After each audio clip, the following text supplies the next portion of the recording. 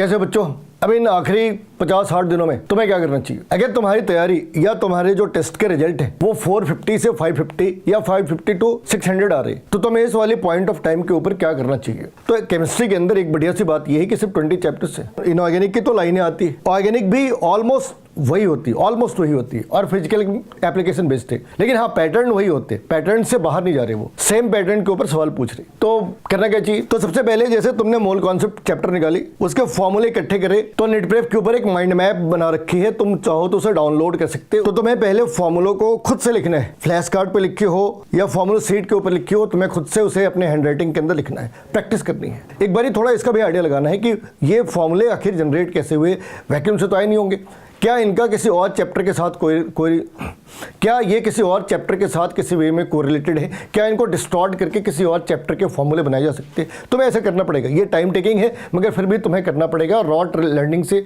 कुछ नहीं हो सकता, तुम्हें डेप्थ में जाके पढ़ाई करनी है।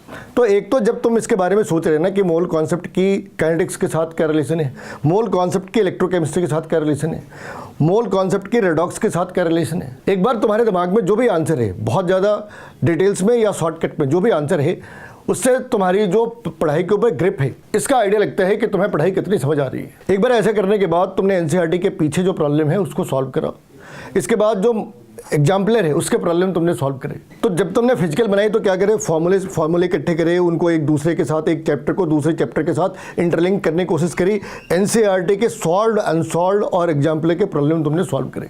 और इसे सॉल्व करते हुए टाइम कितना लगना चाहिए? अगर तुमने न्यूमेरिकल बनाई, प्रॉपर न्यूमेरिकल बनाई, तो 60 से 70 सेकंड लगनी चाहिए। अगर फिजिकल के अंदर भी नॉन न्यूमेरिकल पार्ट है, वो 30 से 40 सेकंड के अंदर सॉल्व होनी चाहिए। क्या टाइम की ये डिसिप्लिन अभी बहुत ज़रूरी है? आंसर बहुत ज़रूरी है, क्योंकि मैं 3 साल बाद नहीं आ रहा, अभी आ रहा है। तो हमें स्टार्ट में इसका ध्यान रखना है। अगर फरवरी में हम टाइम को उतना मेंटेन नहीं कर पाते तो बहुत बड़ा कंसर्न नहीं है, हमें इस बात का ध्यान रखना है कि मार्च में तो हमें पंक्चुअलिटी शो करनी है, लेकिन फरवरी के अंदर में हम चाहे तो इसे थोड़ा सा अवॉइड कर सकते हैं। और न्यूमेरिकल बनाते हुए हमें इस चीज़ का ध्यान रखना है कि जब तक लास्ट आंसर तक ना पहुंच जाए, जब तक उसे बीच में नहीं छोड़ना है, क्योंकि एग्जाम में कैलकुलेटर अलाउड नहीं है, तो तुम्हें मैनुअली प्रैक्टिस करनी है। और जब तक तुम आखिर तक नहीं पहुँच जाओ, जब तक तुम्हें इसे छोड़ना नहीं है। कई बार क्या होता है, हम आखिर तक पहुँच जाते हैं, लॉग पता नहीं होती, छूट जाती है। इस वाली वीडियो के साथ लॉग और एंटी लॉग निकालने की लिंक दे रखी है, लेकिन तुम्हें फिर भी इसकी प्रॉपर प्रैक्टिस करनी है। तो ये तो पूरी फिजिकल की कहानी है। अगर तुमने आज स्टार्ट करा कि 3-4 दिनों में तुमने पूरी फिजिकल निकाल दी, फिर तुम आते हो इनऑर्गेनिक के ऊपर। इनऑर्गेनिक में एनसीईआरटी की लाइन आती है, जो ग्राफ दे रखे हैं, जो टेबल दे रखी है, मेजॉरिटी सवाल तो वहाँ से आ जाती है। तो तुम्हें जो ग्राफ दे रखे उसे एनालाइज करना है। ग्राफ और जो टेबल है उसे कोई रट्टा मार नहीं सकता, रट्टा मारने का कोई सेंस भी नहीं बनता। तुम्हें ट्रेंड का ध्यान रखना है, लेफ्ट टू राइट क्या ट्रेंड है, टॉप टू बॉटम क्या ट्रेंड है, and you have to dive down in the details. जो सेकंड पार्ट है, जो उसके एक्सेप्शनल पार्ट है, इनऑर्गेनिक के अंदर जो एक्सेप्शन है, एक्सेप्शन ऑर्गेनिक और इनऑर्गेनिक दोनों के अंदर इक्वली इंपॉर्टेंस रखते हैं। तो तुम्हें उस वाली पार्ट को भी कहीं पर नोट डाउन करनी है।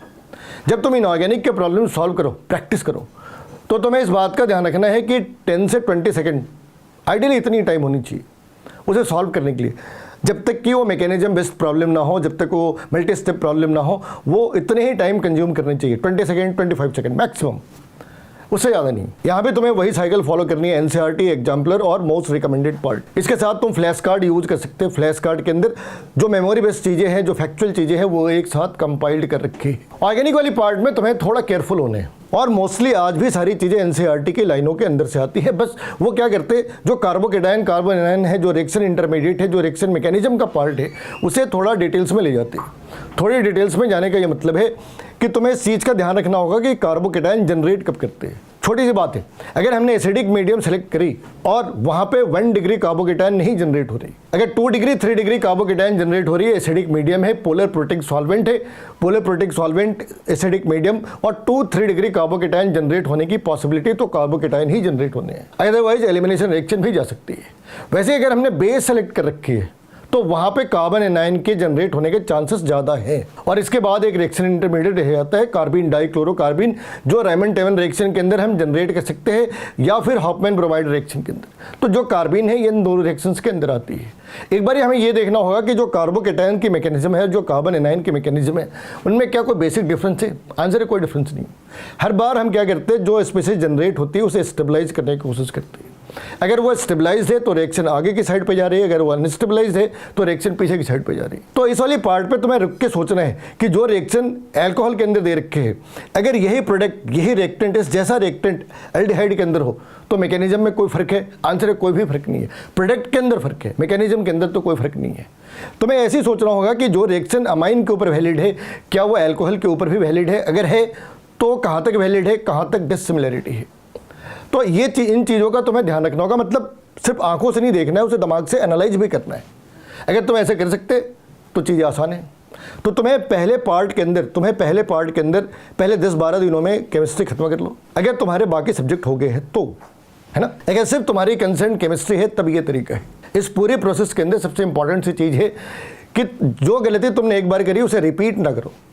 तो repetition has to be avoided if you are having a scientific and tailor made way of revision. तो ऐसे कैसे हो सकता है? टेलर मेड कैसे हो सकता है? टेलर मेड का मतलब कई लोग रात को खाना वाना खा के जब सोने जाते हैं तो उसे रिवाइज करने की कोशिश करते हैं। कई लोग बीच में रिवाइज कर लेते हैं, सुबह से दोपहर तक पढ़ा और जो सेकेंड पार्ट है वहाँ पर स्टार्ट होने से पहले रिवाइज कर लेते हैं। कई लोग ऑल्टरनेट डे रिवाइज करते, कई लोग वीकली रिवाइज करते, और कुछ सोचते ये तो फालतू की बातें हैं, इसे करने का कोई फ़ायदा ही नहीं। तो लास्ट वाले कैटेगरी को हटा दो, बाकी सारी चीज़ें हम कह सकते हैं टेलर मेड है। लेकिन हमें इस बात का ध्यान रखना है कि जो गलती एक बार हुई अगर वो दूसरी बार हो गई तो क्या करेगी, किसे मारे। और जो लास्ट पार्ट है वो सबसे ज़्यादा इंपॉर्टेंट है। अभी इस वाली फेज में जो लास्ट फेज है, स्लॉग ओवर की फेज है, यहाँ पे हमें थ्योरी से ऑब्जेक्टिव सीखनी चाहिए या ऑब्जेक्टिव बना के थ्योरी सीखनी चाहिए।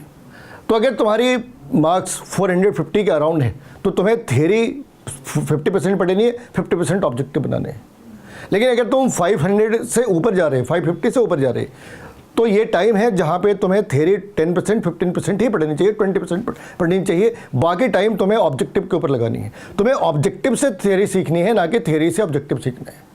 लेकिन ऑब्वियसली बात है, तुम कौन से स्टेज पे हो वहाँ पे चीज़ें अप्लाई करनी है। अगर लोअर एंड पे हो तो तुम्हें थ्योरी भी पढ़नी है इस महीने, अगले महीने थ्योरी कम करनी है। मतलब इस महीने तुमने 50 पढ़ी, अगले महीने तुमने उसको 40 कर दिया, उसके बाद के महीने जो लगभग आखिरी महीना होना है उसमें 20% पे आ गए। हर बार जो नंबर ऑफ ऑब्जेक्टिव है वो बढ़ने चाहिए। तो आज के डेट में कितने होने चाहिए? लेकिन तब भी हर एक चैप्टर के ऊपर ऑन एन एवरेज, हर एक चैप्टर के ऊपर ऑन एन एवरेज तुम्हें इस टाइम पे 150 से 200 के आसपास प्रॉब्लम बनाने हैं। जब तुम मार्च में जाओगे तो तुम्हें हर एक चैप्टर के ऊपर 300 के आसपास प्रॉब्लम बनाने हैं। पहले के जो थे 100 और भी ऐड कर लिए। बार बार रिवाइज करना है, उन्हीं चीज़ों को बार बार रिवाइज करना है। नए स्टडी मटेरियल नहीं खरीदने, जो तुमने खरीद रखा है तुम्हें उसे ही यूज़ करना है। नए स्टडी मटेरियल, नए चैनल, इनसे तुम्हें थोड़ा दूर रहना है। वीडियो देखकर कुछ नहीं होने वाला, वीडियो देखकर कुछ नहीं होने वाला। तुमने वीडियो से क्या सीखा ये क्या कभी नोट डाउन करा है? ये कोई फिल्में तो है नहीं ना कि तुमने वीडियो देख ली, तुम्हें टीचर की शक्ल पसंद आ गई, पसंद नहीं आई, तुम्हें उसके बोलने का तरीका पसंद आया, नहीं आया। ये मैटर करता है क्या? नहीं करता। तुमने क्या सीखा और उसे नोट डाउन करा, ये मैटर करते हैं। तो तुम्हें इस बात का भी ध्यान रखना है। यहाँ से गेम एंटर होती है टाइम मैनेजमेंट और एक्यूरेसी के ऊपर में। तुम कितना टाइम मैनेज कर पाते। तुम्हें ये भी करने की कोशिश करनी चाहिए कि एक फुल टेस्ट जो 3 घंटे की होती है, क्या तुम 2.5 घंटे में दे सकती? कोशिश करनी है। मार्च के महीने में तुम इसे थोड़ा और नीचे कर सकते, क्या 2.15 आवर्स में कर सकते? अगर तुम अभी 2.15 आवर्स में कर सकते या 2.5 घंटे में कर सकते तो तुम एग्जाम के अंदर तुम्हें काफ़ी स्पेस मिलेगा, ब्रीथिंग स्पेस मिलेगी और तुम वहाँ पे चीज़ों को कर सकते हो। और जब तुम टेस्ट सॉल्व करो तो तुम्हारी माइंडसेट क्या होनी चाहिए? एक पेन पेपर लो, उसमें लिखो कितने सवाल तुम सॉल्व नहीं कर रहे। मान लो तुमने 10 को फिल्टर आउट कर दी, उसके बाद तुमने ये देखा कि हर एक सवाल के पीछे कॉन्सेप्ट कौन से। मतलब अगर मान लो कहीं पे एसिडिटी का ऑर्डर दे रखा है तो तुम्हें आइडिया लगना चाहिए कि यहाँ पे एसिडिटी का ऑर्डर मतलब हम ऑक्सीडेशन स्टेट के ऊपर बातें कर रहे हैं। वैसे ही तुम्हें हर एक के पीछे जो बेसिक कॉन्सेप्ट है, जो बॉटम लाइन है, वो लिखनी है। और एक बार तुम्हें ये सब कुछ कर लिया, ये सब कुछ तुमने अगले 10 मिनट के अंदर कर ली, क्योंकि सवाल देखते ही जो सबसे पहली चीज़ तुम्हारे दिमाग में आई वही बॉटम लाइन है। और अगर नहीं आई तो तुमसे छोड़ दो, फिलहाल तो छोड़ दो, आगे बढ़ो, क्योंकि हम टाइम के अगेंस्ट रेस कर रहे हैं। और फिर जब तुम वापस आते तुमने 2 चीज़ें फिक्स कर ली। नंबर 1 कि तुम कितने क्वेश्चन छोड़ रहे, नंबर 2 कितना तुम एक्सपेक्ट कर रहे। मतलब जो छोड़ रहे उसके बाद भी तुम्हारी अपनी दिमाग की एक कैलकुलेशन होगी कि जो तुम बना रहे हो उसमें एक्यूरेसी कितनी है। 70%, 80%, 90%, 95%, जो भी है वो तुमने लिखा। और टेस्ट के बाद तुमने एनसीओ करा कि तुम्हारी एनालिसिस है या कोई डेड्रीम है। मतलब सोचा कुछ और था, हो कुछ और रहे। तो तुम्हें एक बार ही ठंडे दिमाग से सोचने की जरूरत है कि तुम्हें ये देखना है कि दिमाग चीज़ों को रियलाइज कर भी पाता है या नहीं कर पाता। और एक बार फिर से जो हमने वीडियो में बातें बताई इसे लिखो और इसे इंप्लीमेंट करो। तुमने मेरी वीडियो देखी, इससे कोई फर्क नहीं पड़ता। तुमने मेरी वीडियो 2 बार ही देखी, उससे फर्क नहीं पड़ता। तुमने वीडियो में दिए सजेशंस को इंप्लीमेंट करा तो फायदा है, नहीं करा तो जैसी ज़िंदगी चल रही है वैसी चलनी है।